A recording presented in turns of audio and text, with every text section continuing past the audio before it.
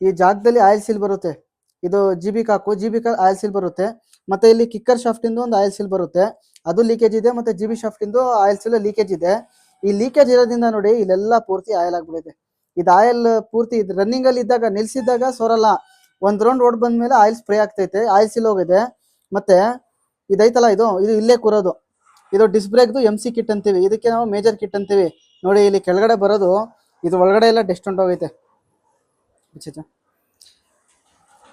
ಈ ತರ ಎಲ್ಲ ಇದ್ರ ಒಳಗಡೆ MC ಕಿಟ್ ಒಳಗಡೆ ಡೆಸ್ಟ್ ಹೊಂಟೋದ್ರೆ ನಿಮ್ಗೆ ಹಿಂದೆಗಡೆ ಸುಮಾರು ಜನ ಕಾಲ್ ಮಾಡಿ ಕೇಳಿದ್ದಾರೆ, ಮತ್ತೆ ಮೆಸೇಜ್ ಅಲ್ಲೂ DM ಮಾಡಿದ್ದಾರೆ ಇನ್ಸ್ಟಾಗ್ರಾಮ್ ಅಲ್ಲಿ. ಏನಂತ, ಸರ್ ನಮ್ಮ ಹತ್ರ ಕ್ಲಾಸಿಕ್ 350 ಇದೆ, ಡಬಲ್ ಡಿಸ್ಕ್ ಗಾಡಿ, ಹಿಂದೆಗಡೆ ಡಿಸ್ ಬ್ರೇಕ್ ಅಲ್ಲಿ ಸೌಂಡ್ ಬರ್ತೈತೆ, ಮತ್ತೆ ಬ್ರೇಕ್ ಪೆಡಲ್ ಸೌಂಡ್ ಬರ್ತೈತೆ, ಮತ್ತೆ ಪ್ಲೇಟು ಬೇಗ ಹೋಗ್ತೈತೆ ಅಂತ ಹೇಳ್ತಾರೆ. ನೋಡಿ ಇದೇ ಪ್ರಾಬ್ಲಮ್.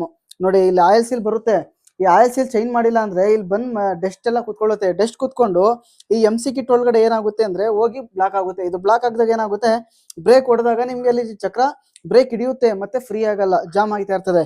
ಇದು MC ಕಿಟ್ ಈ ಡಬಲ್ ಡಿಕ್ಸಲ್ ಅಂತೂ ಈ ಕೊಟ್ಟಿರೋ ಜಾಗ ಅಂತೂ ಕಂಪ್ನಿಯವರು MC ಕಿಟ್ ಸುಮಾರು 10-12 ಚೇಂಜ್ ಮಾಡ್ಬಿಟ್ಟಿದ್ದೀನಿ ಗಾಡಿಗಳಿಗೆ. ಇದೊಂದು ಪ್ರಾಬ್ಲಮ್ ಐತೆ.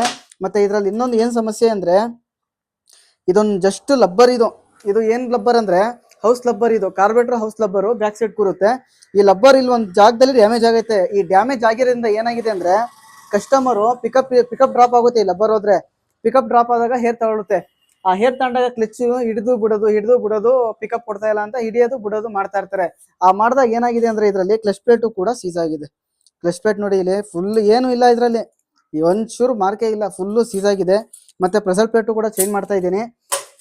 ಮತ್ತೆ ಇದರಲ್ಲಿ ಸುಮಾರು ಜನನ ಟಾಪ್ ಇಟ್ ನಾಯ್ಸ್ ಬರ್ತೈತೆ ಸರ್, ಇಂಜಿನಲ್ಲಿ ಟಾಪ್ ಇಟ್ ನಾಯ್ಸ್ ಬರ್ತೈತೆ ಅಂತಿರಲ್ಲ. ಏನ್ ಟಾಪ್ ಇಟ್ ನಾಯ್ಸ್ ಅಂದ್ರೆ ನೋಡಿ, ಇದು ಕ್ಯಾಮ್ಗಳಿವು, ಈ ಕ್ಯಾಮ್ಗಳು ಇಲ್ಲಿ ಕೂರುತ್ತೆ. ಈ ಕೂರೋ ಜಾಗದಲ್ಲಿ ಏನಾಗಿದೆ ಅಂದ್ರೆ ಕ್ಯಾಮ್ಗಳು ಚೆನ್ನಾಗಿದೆ, ಹೈಡ್ರಾಲಿಕ್ ಅಂತೂ ಹೋಗಿದೆ.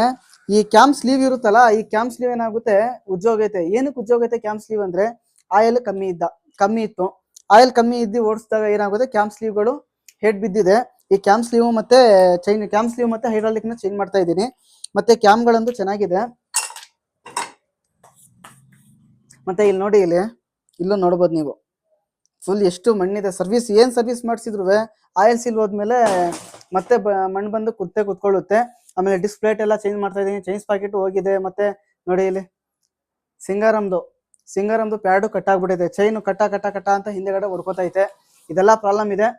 ಇವೆಲ್ಲ ಸರ್ವಿಸ್ ಮಾಡಿದ್ಮೇಲೆ ಕಸ್ಟಮರ್ ಕೇಳಿ ಲಾಸ್ಟಲ್ಲಿ ರಿವ್ಯೂ ಹಾಕ್ತೀನಿ. ಇದೇ ತರ ಸಪೋರ್ಟ್ ಮಾಡಿ. Thank you friends.